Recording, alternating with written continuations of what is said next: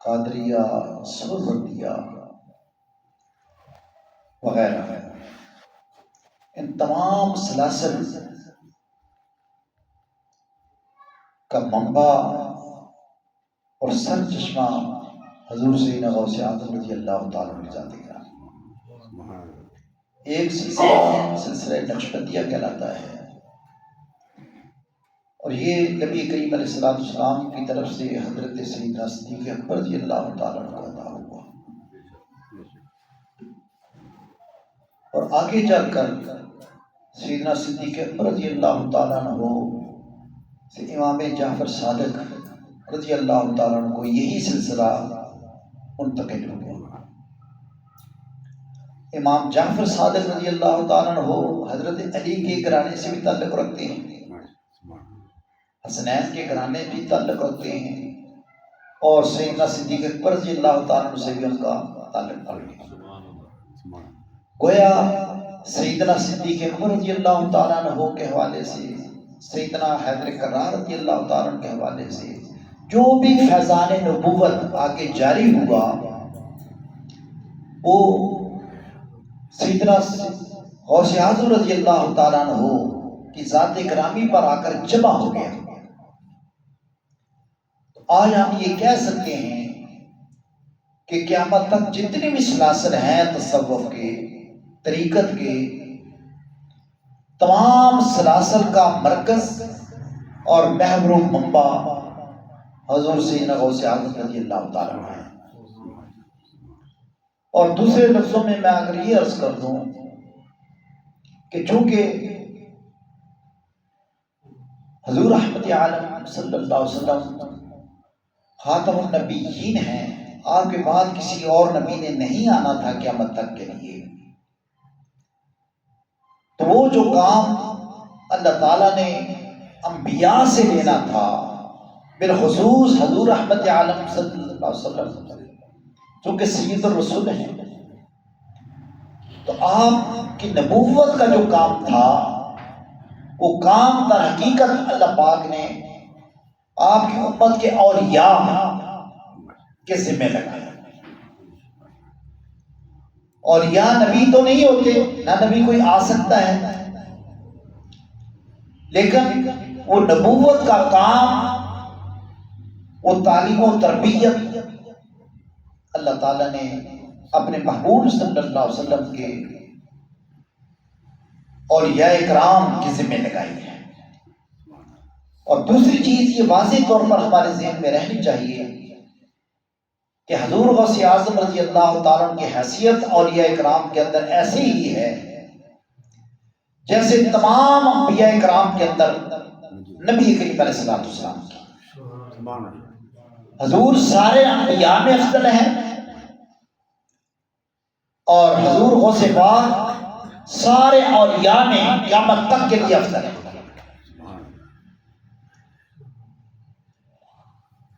لہذا سیدنا غوث اعظم رضی اللہ تعالیٰ عنہ کی ذات گرامی ہمارے لیے ایک رول ماڈل ہے، ایک نمونہ ہے، نبی کریم علیہ السلام کی سیرت مبارکہ کا ایک عملی نمونہ ہے۔ تو سیدنا غوث اعظم رضی اللہ تعالیٰ عنہ تصوف کے شہنشاہ تو ہے ہی، طریقت کے شہنشاہ تو ہیں ہی، لیکن علم نبوت کا فیض بھی آپ کے پاس ہے۔ آج کچھ لوگ تعصب کی وجہ سے، کم علمی کی وجہ سے، کم عمری کی وجہ سے جو نئے نئے مفتی پیدا ہو گئے،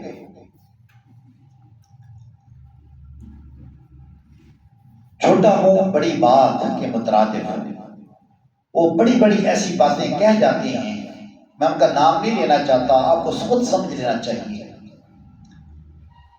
وہ خود بھی ابھی جوان ہیں اور نوجوانوں کو وہ گمراہ بھی کر رہے ہیں۔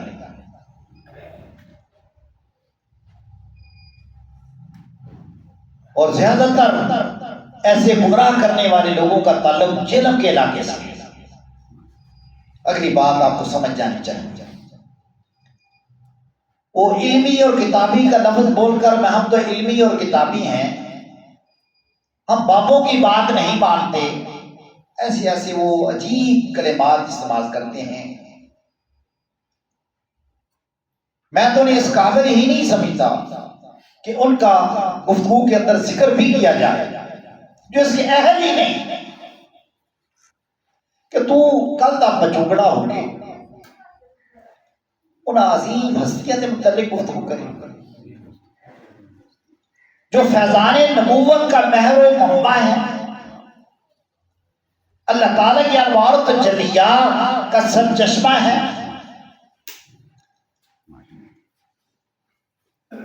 ان کے بارے میں بات کریں۔ میں نے پچھلے جمعہ عرض کیا تھا کہ حضور غوث اعظم رضی اللہ تعالیٰ عنہ صرف تصوف کے بادشاہ ہی نہیں، 50 سال تک مسلسل آپ نے علم حاصل کیا۔ اب یہ پراپیگنڈا کر رہے ہیں، یہ نام میں کتابیں پڑھی ہیں بابوں نے، صوفی بن بیٹھے ہیں۔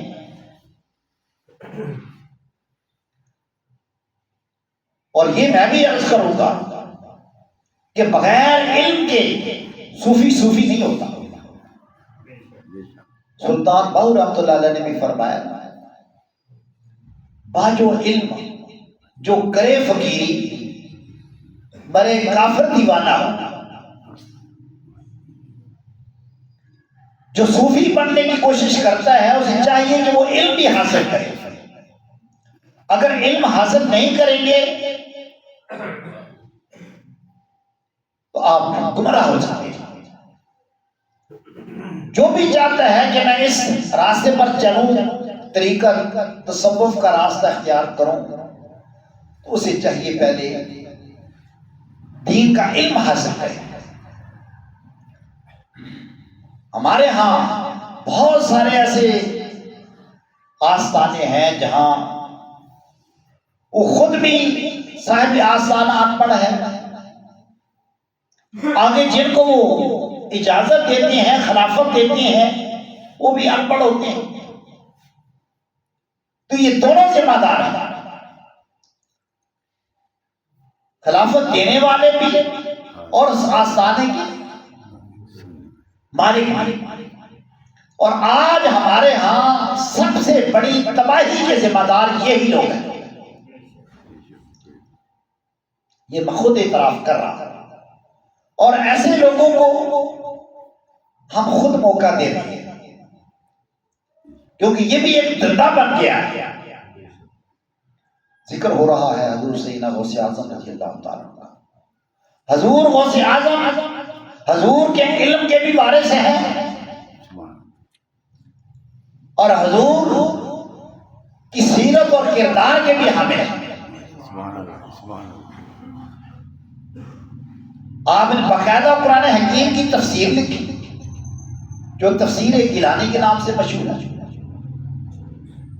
اور اس کے علاوہ بہت ساری کتب لکھی۔ سر الاسرار ہے ان میں، غنیت الطالبین ہے ان میں۔ کچھ لوگوں نے اختلاف کیا ہے کہ غنیت الطالبین، کچھ کہتے ہیں کہ ان کی نہیں، ان کی طرف منسوب ہے۔ بہرحال اس کے علاوہ انہوں نے کافی ساری کتب لکھی جو اس وقت میں آپ کے سامنے نہیں کروا سکتا۔ ان تمام کتابوں کے حوالے سے پتہ ہی چلتا ہے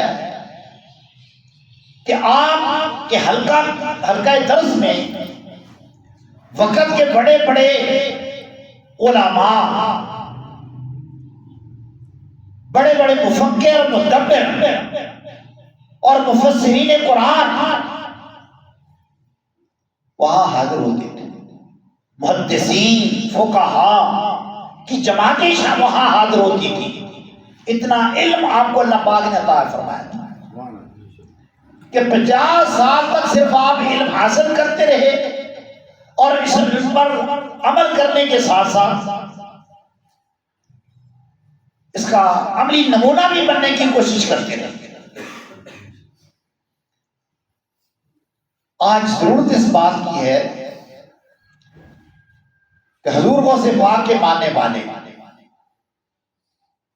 حضور غوث پاک کی کرامات کو بیان کرنے اور سننے کے ساتھ ساتھ آپ کی تعلیمات کو بھی اپنائیں۔ آج ہو یہ رہا ہے پورے ملک کے اندر کہ ہمارے وہ واعظین جنہوں نے واعظ ادھر ادھر سے رٹ کے لوگوں کے سامنے بیان کرنے ہوتے ہیں، وہ آپ کی کچھ کرامات اور فضائل لوگوں کے سامنے بیان کر کے لوگوں کو خوش کرنے کی کوشش کرتی ہے۔ اور ہماری اکثریت بھی اسی چیز کو پسند کرتی ہے۔ کوئی ایک ایسا واقعہ بیان کر دیا، آپ کی کرامت ایسی بیان کر دی، آپ نے فلاں مردے کو زندہ کر دیا تھا، ہم ان ساری کرامات کو مانتے ہیں۔ یاد رکھیں، نبی کا معجزہ ہوتا ہے اور ولی کی کرامت ہوتی ہے۔ وہی جو نبی کا معجزہ ہے عمل ایک ہی جیسا ہوتا ہے۔ یاد رکھیں، ایک واضح کر دوں آپ کے سامنے، عمل ایک ہی جیسا ہوتا ہے، فرق صرف اتنا ہے کہ نبی کے ہاتھ سے جو چیز ظاہر ہوگی وہ معجزہ کہلائے گی، اور وہی چیز اللہ کے ولی کے ہاتھ سے ہوگی وہ کرامت کہلائے گی۔ لہذا ولی کے ہاتھ سے بھی اللہ تعالیٰ اپنے بندوں کو وہ چیزیں دکھاتا ہے تاکہ دیکھنے والوں کو سمجھ آ جائے یہ کوئی عام ہستی نہیں۔ تو آپ کی کرامات بے شمار ہیں، لیکن میرا نقطہ نظر یہ ہے ہم لوگوں کو کرامات کے پیچھے لگانے کی بجائے ہم آپ کی تعلیمات بتائیں کہ لوگ آپ کی تعلیمات کو اپنائیں۔ آج کی اس گفتگو میں میں کوشش کروں گا کہ زیادہ آپ کی تعلیمات کی طرف آپ کی توجہ دلاؤں۔ سب سے پہلی بات تعلیمات کے حوالے سے یہ چیز سے نشین فرما لیں، آپ نے چونکہ کافی ساری کتابیں لکھی ہیں، آپ کی کتابوں میں سے بڑی بڑی کتابیں تو ہم نہیں پڑھ سکتے، ان کتابوں میں سے ایک چھوٹی سی کتاب ہے، یہ ڈاؤن لوڈ بھی کر سکتے ہیں۔ جو نوجوان موبائل چلاتے ہیں وہ ادھر ادھر کی فلمیں وغیرہ دیکھنے کی بجائے، ٹک ٹاک دیکھنے کی بجائے، چلانے کی بجائے انہیں ڈاؤن لوڈ کریں۔ تو چھوٹی سی کتاب ہے، تقریباً 200 صفحے کی،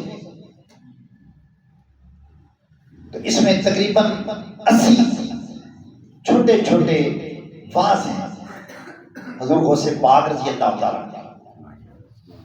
اور یہ واعظ عام واعظ نہیں ہے جیسے ہمارے واعظین بیان کرتے ہیں، یہ لاکھوں کے مجمع میں جن میں بڑے بڑے محدثین، فقرین، فقہاء یہاں سننے والے ہوتے ہیں اور ان پر یہ وجب کاری کر دیتے تھے۔ تو یہ ان کا خلاصہ ہے جو ان خطبات کی شکل کے اندر، اور ان کا نام مقالے کے نام سے رکھا گیا ہے، مقالات۔ یہ تقریباً 80 مقالات ہیں، یہ اچھی چھوٹے چھوٹے خطبے، ایک ایک 2 صفحے کے۔ میں درخواست کروں گا کہ وہ خطبات آپ اپنے پاس ڈاؤن لوڈ کر لیں۔ کتاب کا نام ہے، میں نے ابھی عرض کیا آپ کے سامنے، اور یاد بھی ہو جانا چاہیے آپ کا نام۔ اور دوسری کتاب ہے وہ اس سے بھی چھوٹی ہے، وہ ہے سر الاسرار۔ سر کہتے ہیں راز کو، سر الاسرار، اسرار جمع ہے سر کی، یعنی رازوں کا بھی راز، رازوں کا بھی راز، یعنی سارے راز اگر آپ جاننے چاہیں تو ایک چھوٹی سی کتاب ہے، اس کتاب کے اندر آپ نے وہ چیزیں بیان فرما دی۔ یہ بھی بڑی چھوٹی سی ہے، یہ بھی تقریباً 200 کے لگ بھگ اس کے صفحے ہیں، مختلف کتب خانے والے نے شائع کیے ہیں، اور ایک صفحے الگ الگ ہیں، بہت چھوٹی سی ہے۔ لیکن یہ عرض ضرور کر دو کہ یہ کتابیں ہیں تو چھوٹی ہوتی، لیکن اس کی ایک دفعہ دو دفعہ پڑھنے سے شاید ہم اس کی گہرائی میں نہ جا سکیں۔ سلطان بہو رحمۃ اللہ علیہ کی کتاب ہے عین الفقر، اردو میں ہے، وہ بھی چھوٹی سی ہے، میں نے وہ کئی بار پڑھی، ہے بھی اردو میں، اور میں نے کئی بار پڑھی، لیکن میرے تو اوپر سے گزر گئی، مجھے تو سمجھ نہیں آ سکی۔ آپ ہو سکتا ہے آسانی سے سمجھ جائیں۔ آج تو ہر آدمی بڑی سے کہتا ہے جی میں تو قرآن بھی سب کو آسانی سے سمجھ جاتا ہوں، مجھے تو وہ چھوٹی سی کتاب سمجھ میں نہیں آئی۔ اسی طرح اور بھی کافی ساری کتب ہیں، میں نے کئی بار پڑھی۔ کشف المحجوب داتا صاحب رحمۃ اللہ علیہ کی کتاب ہے، اردو میں ترجمہ ملتا ہے، آسان ترجمہ ہے، لیکن میں کئی بار پڑھی تو میں تو سمجھا کہ میرا تو بس ہی نہیں چلتا، میرے بس کی بات ہی نہیں ہے اس کو سمجھنا۔ یہ اس لیے عرض کر رہا ہوں کہ آپ تنگ بھی نہ پڑ جائیں اور توجہ کے ساتھ پڑھیں، اور جب توجہ کے ساتھ پڑھیں گے تو اس کے پڑھنے کی وجہ سے ہی بزرگان دین نے یہ بھی لکھا ہے کہ جس کا کوئی پیر و مرشد نہیں، کشف المحجوب اس کے لیے پیر و مرشد کا کام بھی دیتی ہے۔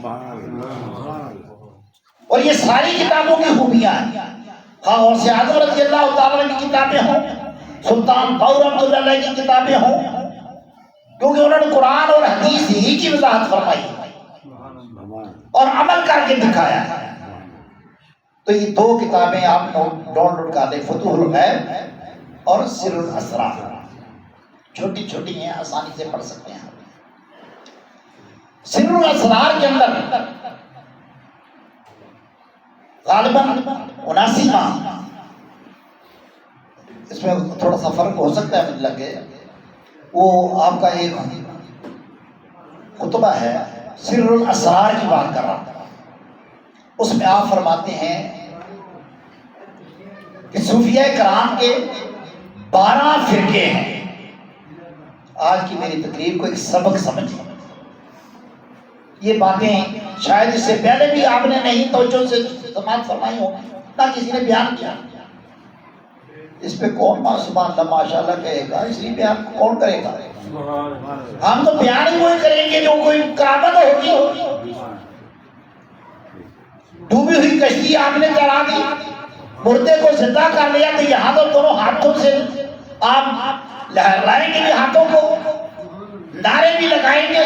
ہمارا مزاج یہ بن گیا اور اس سے فائدہ اٹھا رہے ہیں دوسرے لوگ، یہ لوگ صرف کرامات بیان کر رہے ہیں۔ آپ کی تعلیمات کو پڑھیں، اپنائیں، اور وہ کرامات آپ کے اپنے اندر پیدا ہونے چاہیے۔ میں ہی چاہتا ہوں کہ آپ خود صاحب کرامت بنیں، جب ان کی تعلیمات کو اپنائیں گے، سمجھیں گے، انشاءاللہ پڑھتے پڑھتے آپ کی اپنی کایا پلٹ جائے گی۔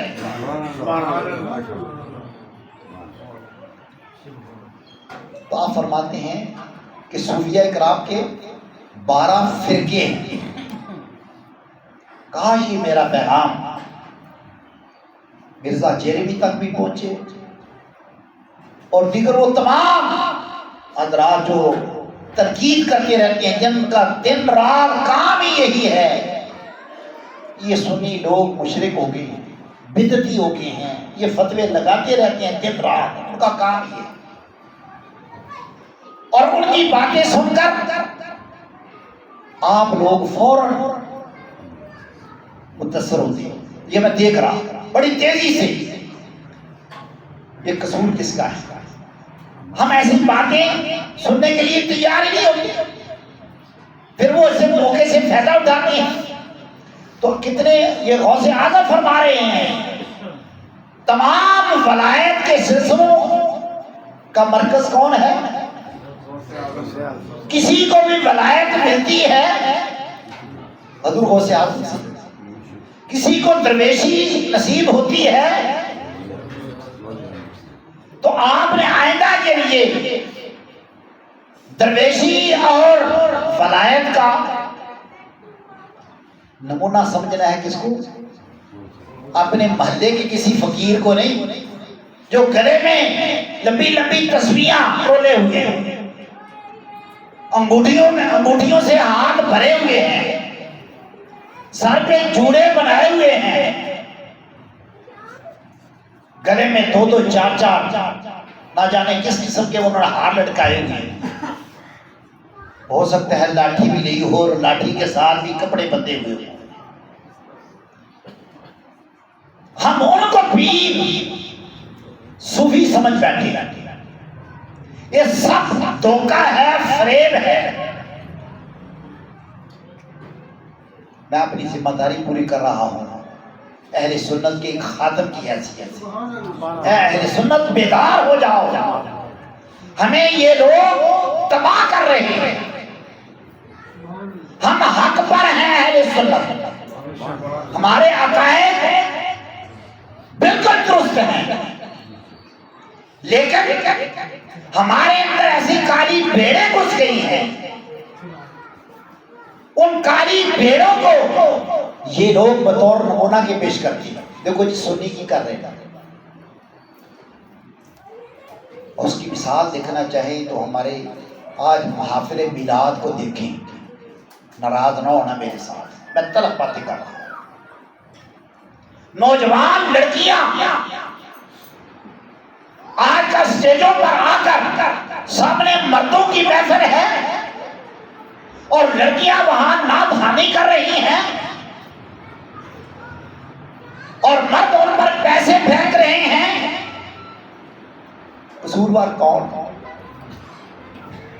جی اس کی بجائے میں اگر کرامت بیان کر دیتا نا کوئی تو سارے نے کہنا چاہیے کمال کر دیتا ہے۔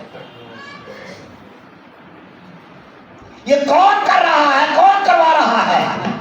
ہم ہی ہیں جو لاکھوں روپے خرچ کر کے صرف ریاکاری اور دکھاوے کے طور پر اللہ نے جو ہمیں پیسے دے دیے، وہ لاکھوں روپے خرچ کر کے وہ تماشا بناتے ہیں۔ مردوں کی جو محافل ہیں ان کے اندر نوجوان جو آ کر نعتیں پڑھ رہے ہیں، ڈانس بھی کر رہے ہیں، ڈانس کر رہے ہیں، رقص کر رہے ہیں، اور لوگ ان پر دڑا دڑ پیسے پھینکے جا رہے ہیں، لاکھوں روپے ایک ایک رات کے اندر۔ چند دن پہلے کسی دوست مجھے ملے، اس نے کہا کہ ہمارے گاؤں میں محفل ہوئی، 10 آدمی مسکت رہتی ہیں، وہ اسپیشل میلاد کے مہینے میں آئے، صرف میلاد کرانے کے لیے آتی ہیں۔ اللہ نے انہیں روزی دے دی، اب روزی ہضم نہیں ہو رہی۔ انہوں کہتا ہے 50 لاکھ کا تو مجھے پتا ہے جو صرف نوٹ انہوں نے اس پر پھینکے ہیں، جو اس کے علاوہ سودے بازی ہوئی وہ اس کے علاوہ ہے۔ اگر کوئی غریب ہمسایہ، کوئی بیوہ ہو، کوئی یتیم ہو، مسکین ہو، اس کو 10 روپے بھی نہیں دینے، اس پر لاکھوں روپے لٹائے جا رہے ہیں۔ نہ کوئی فجر کی نماز کسی نے پڑھنی ہے، نہ کوئی اور نماز کی فکر ہے۔ وہ جو لاکھوں روپے ایسے لٹائے جا رہے ہیں، آپ کیا کہیں گے اس کے بارے میں؟ یہ ظالم محفل منعقد کرنے والے بھی ظالم، سننے والے بھی ظالم۔ میں یہ چاہتا ہوں جہاں جہاں تک میرا پیغام پہنچ رہا ہے، میں اپنا فرض ادا کر رہا ہوں۔ جو کام کسی وقت مراسی کیا کرتے تھے، شاید مراسی بھی وہ کام اتنا نہیں کر سکتے جو کام ہم نے شروع کر دیا۔ بات دور نکل گئی، عرض کچھ اور کرنا چاہ رہا تھا۔ حضور غوث پاک رضی اللہ تعالیٰ عنہ فرماتے ہیں صوفیہ کرام کے 12 فرقے، ان میں سے ایک فرقہ اہل سنت کا ہے۔ یہ یاد کر کے جائے، سب ٹائم ختم ہو رہا ہے، ہر دفعہ بنیاد بناتے بناتے ہی میرا وقت گزر جاتا ہے۔ یہ آواز ہر اس شخص تک پہنچنی چاہیے جو اہل سنت کے خلاف ادھر ادھر کی باتیں کرتا ہے، تنقید کرتا ہے۔ حضور غوث پاک کا اعلان کیا ہے کہ اولیاء کرام کے 12 فرقے ہیں، ایک فرقہ ان میں سے اہل سنت ہے، باقی 11 فرقے گمراہ ہیں، جہنمی ہیں، ان کا اہل سنت کے ساتھ کوئی تعلق نہیں۔ لیکن لوگوں کے اندر وہ بھی صوفی بنے ہوئے ہیں۔ اس کی بڑی پہچان یہ ہے، اہل سنت کی بڑی پہچان یہ ہے جو شریعت کا پابند ہے، جو شریعت کا پابند نہیں، جس روح میں بھی یہ نظر آئے وہ شیطان ہے، اہل سنت سے اس کا کوئی تعلق نہیں۔ یہ مراسی، یہ بھنڈ جو طرح طرح کے پروگرام کر رہے ہیں، کروا رہے ہیں، یہ انہی میں سے ہیں۔ حضور غوث پاک کے ماننے والوں، اگر حضور غوث پاک کی 11ویں مناتے ہو تو حضور غوث پاک کے فرمان کو بھی یاد رکھنا، صرف 11ویں منا لینا،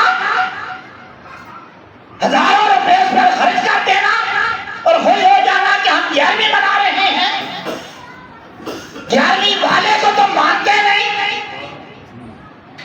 ان کی بات کو مانتے نہیں۔ انہوں نے فرمایا کہ ایک فرقہ ہے جو صرف اہل سنت کا ہے، باقی سب اہل سنت کو بدنام کر رہے ہیں۔ ہمارا ایسے فرقوں سے کوئی تعلق نہیں، یہ سب فراڈی ہیں، دھوکے باز ہیں، کوئی پیری مریدے کے نام پر، کوئی تعویذ کرنے کے نام پر، کوئی جادو ٹونے کے نام پر۔ وہ کہتا ہے نہیں، کوئی کہتا ہے نہیں میرا دل کا ذکر ہے، میرا دل جاری ہو چکا ہے، مجھے نمازوں کی کوئی ضرورت نہیں۔ کوئی کہتا ہے میری ہر نماز کعبے میں ہوتی ہے۔ ایک کو میں نے یہ بھی سنا جو ڈانس بھی کر رہا تھا، میں نے ویڈیو میں خود دیکھی، لوگ 5 ویلے ایسی ہر ویلے، یہ میں نے خود سنی ہے ویڈیو،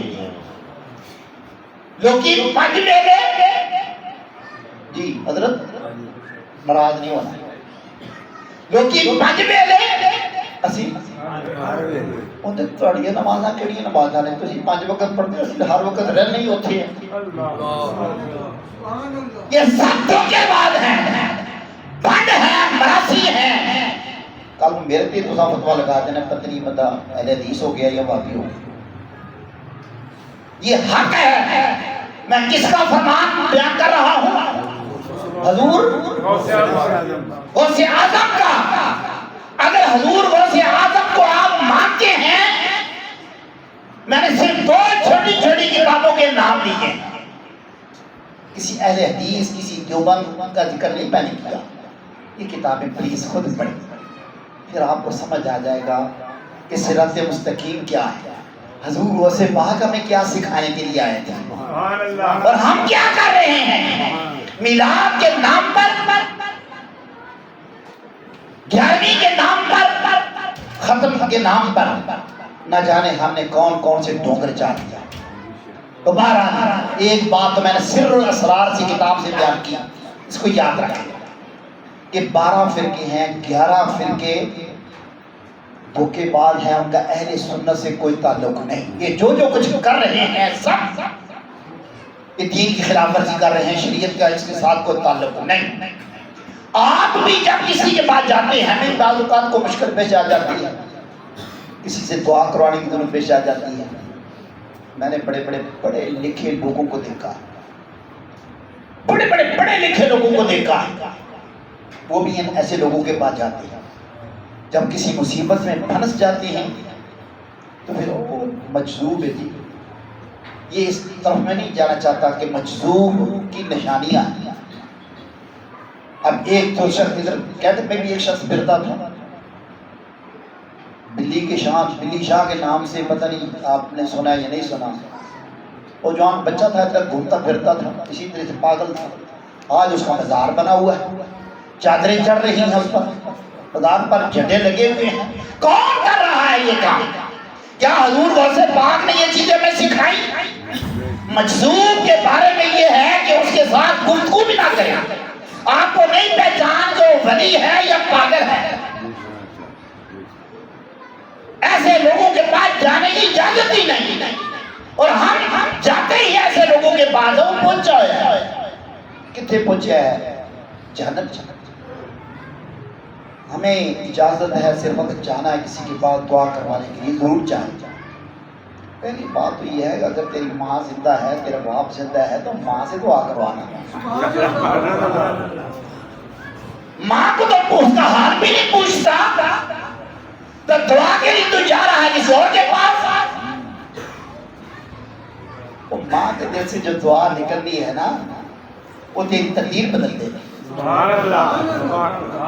اپنے ماں باپ کو خوش کر جا ایسے لوگوں کے پاس. لیکن کس کے پاس؟ یہ بجوات کے اندر ایک مزار بنایا نا, میں نے اس شخص کو خود دیکھا ہوا ہے. اس کو کہتے ہیں سائنس ہے, اگر کسی نے نام سنا ہو. میں نے اس شخص کو خود دیکھا ہے کھیتوں میں چلتا پھرتا. وہاں مزار بن گئے ہے.